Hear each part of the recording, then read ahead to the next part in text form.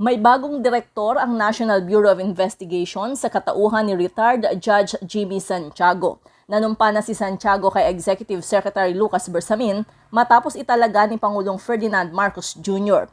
Papalitan ni Santiago bilang NBI Director si Medardo de Lemos.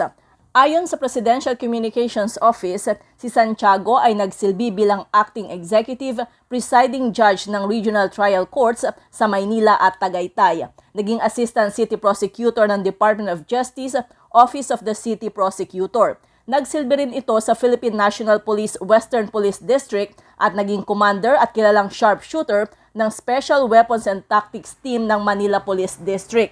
Nagtapos si Santiago ng BS Criminology sa Philippine College of Criminology at kumuha ng abogasya sa Manuel L. Quezon University. Nagturo rin siya ng criminal law sa Emilio Aguinaldo College at Philippine College of Criminology. Para sa MBC TV Network News, ito si Let Narciso, Sama-sama tayo Pilipino.